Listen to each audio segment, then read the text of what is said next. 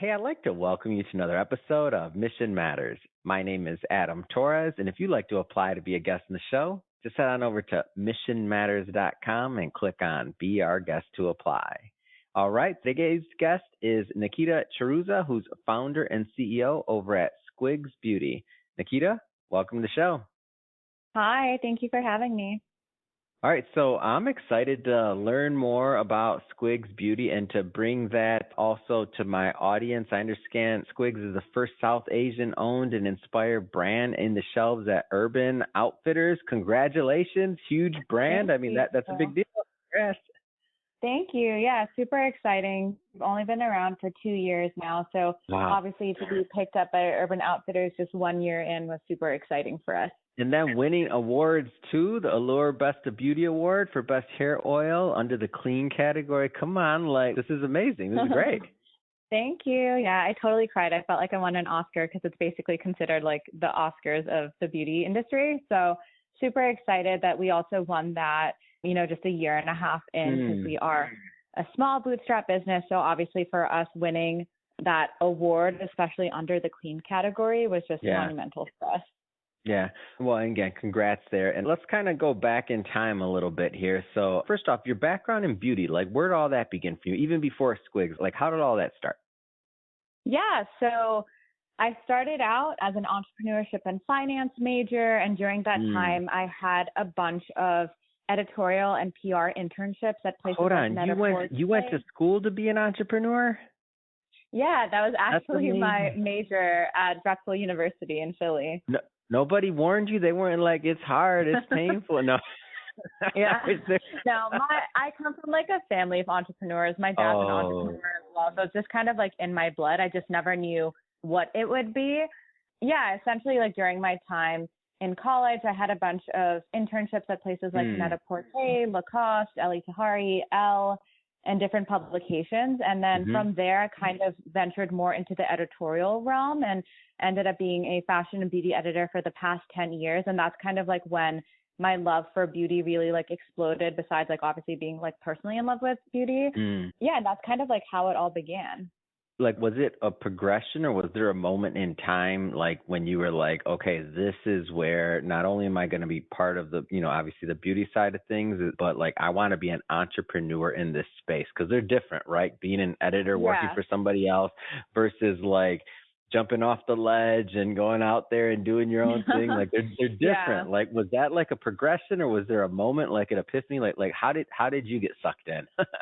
Yeah, it was a little bit of both, to be completely honest. I think I got the amazing opportunity to interview amazing celebrities ranging from Jennifer Lopez to Kim Kardashian. And I also at the same time got to interview all of these amazing founders as well. And I found myself being more drawn towards the founder story and learning how they were able to, share a bit of themselves through their products versus obviously celeb interviews and things like that as well. And that's kind of when I kept going back to the idea of, wow, I am so in love with Ayurvedic ingredients that I grew up with. I moved a lot growing up. So I've lived in places ranging from Dubai, Bombay, New Jersey, Philly. Now I'm in LA. So I've moved a lot growing up. And the way I kind of made friends was my love for fashion and beauty. And most of the times I'd be like, hey guys, come on over. Let me show you how we make this hair oil that, my great grandmother taught me.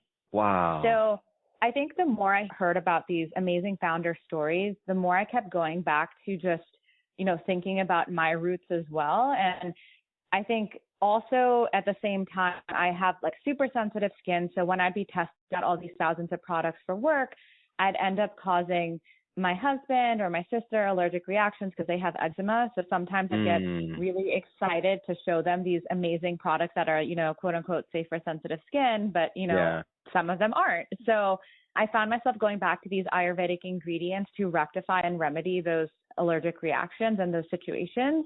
And that's kind of when I had my aha moment of, wow, I have the best at my fingertips and I'm still going back to these ingredients that have been around for, over 5,000 years. There must be something here. And that's kind of the ethos behind Squigs of like how it all kind of began. And so it was kind of, I would say, a culmination of both things kind of happening at the same time, of me kind of getting a little bit burnt out from the editorial world. And then at the same time, kind of having that epiphany when I was testing out so many products and going back to these, you know, DIY products that we'd make in our household as a South Asian family. So now you have this idea, it's getting clearer and clearer, this vision, and obviously there's some steps along the way to your launch. Like what was that like when you were finally like getting ready to launch and getting everything together and product and all that? Like talk to me about that piece. Yeah, that was definitely a journey, and I think that's a little bit what you were I've heard so many things on that one, like the actual product. Oh, I've heard some horror stories. I don't wish these on you. I'm not projecting that, but oh my God. Yeah, no. It's so true. It's like, it was such a wild journey. I've kind of been working on it like in the background for like 5 years before actually like jumping into it. But I actually never thought it would become a thing, because in my head, I'm just like, oh, who would want to buy this? Like, why would anyone want to listen to me? But I think the more like confident I got with it, and the more I kind of like tested it out with like my editor friends or just my friends and my family, I'm like, no, there's something here. Like, I should just take the shot and do it. I love to say Google is your best friend. Honestly, like there's so many times, even when I was starting out, when I remember when someone was like, oh yeah, like send me a PO. And I was like, a what? Like, what is that? I'm like, oh, a purchase order. Duh, I should have known that. But like, I think when you're in that moment of you're just learning and you're in the beginning stages, everything just feels so new, and it kind of feels like they're speaking a different language to you. So it was definitely like a learning curve. But for us, at least, what was a little bit easier was, at least from the product side, everything, our Gooseberry Delight hair oil and our double shot face serum were both products that I used to make when I was younger with my family, but I wanted to modernize them and also just make them feel more like effective and fun. So I had a starting point of what I was taking and where I wanted it to be. Versus, I think sometimes if you're just like, oh, I want to start a beauty brand. Oh, I want to create like a lipstick. Like, how do you do that? What do you do? So it was like a little bit, I think, harder. So luckily for me, I had products already in my hand where I'm like, oh, I just need to make a few tweaks to this, and I know I could get it out there to the public in a really like fun and different way. So definitely a learning curve for sure. It took 5 years to launch. Like, our hair oil took 3 years to formulate, because I wanted to make sure it was the best around, especially just being an editor for so long too. I know how saturated the market is. So I never wanted to just come out with something just for the sake of it. I'm like, unless there's like a true differentiating factor, which for us is that we have no synthetic fragrances and dyes in any of our products. It's all natural and it's really safe for sensitive skin. I didn't really see the purpose of launching it. So until that vision kind of became very clear and concrete for me, I didn't take the leap until that time. Yeah, I love it. It's a great story. And I'm laughing because I'm like, when you say, why would people want to listen to me? I'm like, oh, you just described my whole podcasting career. Thank you, Nikita. Yeah. I was like,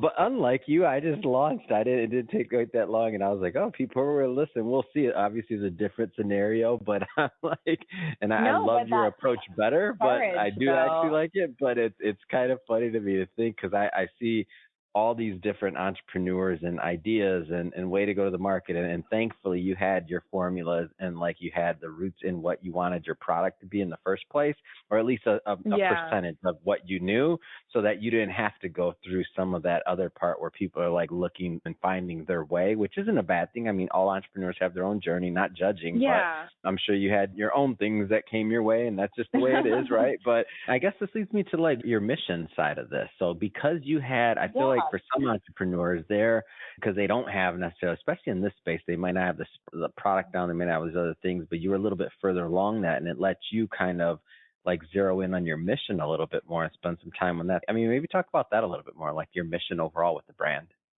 Yeah, so our mission is Happy Headcare, and that's basically our overall comprehensive approach for taking care of the skin on your face and your scalp, because both are equally as important. A lot of people don't realize this, but Ayurveda is all about living your happiest and healthiest self. And that was basically the guiding force behind our mission of Happy Head Care, because I truly want you to think of your head completely in a different light, which is why we launched with a hair oil and a face serum, because so many amazing Ayurvedic ingredients that are so potent and so clinically effective can not only be used in skincare, but also hair care. So I really wanted that to come through with our products. And because of our beliefs in happy head care, a percentage of proceeds get donated to mental health charities each year, because if you don't take care of what's inside your head, what's the point? So basically, like, the ethos of like what Ayurveda actually is what helped us define our mission of happy head care. And like I said, I think I just got very jaded from being within the editorial space and being pretty much like one of the only brown people there for a very long time.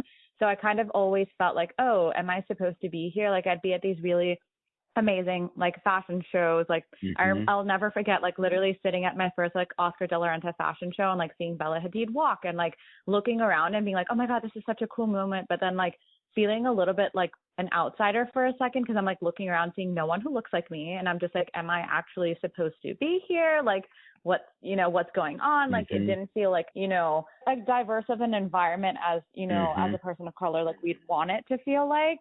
So I think just being jaded from the whole editorial realm for, after being in there for so long, I would feel remiss if we were launching products that didn't give back in an impactful way. And like, obviously, I hope that as we continue to grow, we're doing more with our mission of happy head care versus just, donating a percentage of our proceeds monetarily. I want it to be its own thing. Like, I really want to one day a fund. I want to have many more like IRL moments where we can just go and celebrate and talk more about how mental health and beauty are so connected in so many different ways. That's amazing. So big entrepreneur community listen to this show and many of our shows on our site and on our network. Let's dream for a moment. Like, what's your vision? What's your vision for Squigs? If we can plan out into the future, like what's the wildest dream here? Like talk to me about the vision. Yeah, I think just making Squigs feel more accessible, and whether that's just having it be more readily available, like all across the United States and like hopefully one day globally. I think a lot of people like associate Squigs with me just because of my career so far, but I truly want it to be its own thing where, 50 years from now, people associate Squigs with like our mission of happy head care. And they're like, yes, that's the brand who donates a percentage of proceeds, and they do all of these amazing events, and they truly are doing more for the mental health community versus just, saying it and just, actually acting on it. My ideal dream would not only be like continue to grow with our retail presence, but also just find more IRL activations that we can do. Like, we've been doing so many fun things with our community. Like, we just had an amazing pop-up for like 5 days actually in New York. And we had like Laneige and Innisfree sponsor us. And we just had lines going out the door each and every day. Wow. And it's just truly a moment I'll like never forget. And I honestly How much hope that fun we're was able that? to do How much fun was that? We got to celebrate that a little bit longer. That's a big deal. Yeah. How much fun was that? It was so fun. I was terrified in the beginning for sure, because it's obviously like, oh my God, what if no one shows up? And isn't that the thing? Like, whenever you throw anything, yeah. It's like, especially when it's for your business, you make all this fuss and you're like, what if nobody comes? I know, literally. It feels like a birthday party when you're a kid too. Like, oh my God, what if my friends don't I'm feeling show up? anxiety over here thinking about it. Go ahead. Yeah.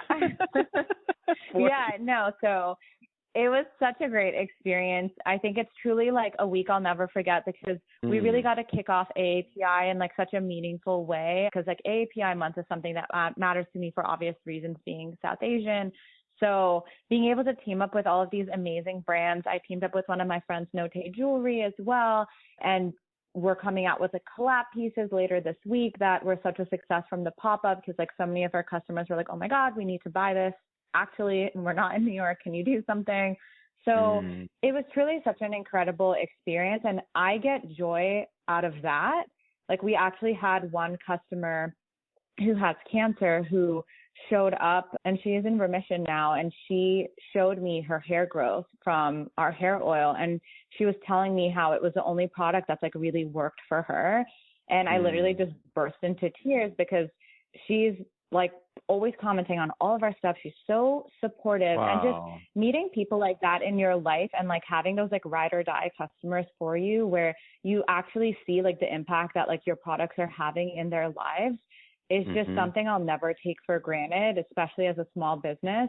I think that was definitely like the highlight of the experience overall with the pop-up, just like meeting everybody and getting to talk to them and like hearing their stories, and also just meeting so many new people too, and just learning more about them, what they're looking for in products, how what we can come out with next, and just, you know, continue to evolve and grow.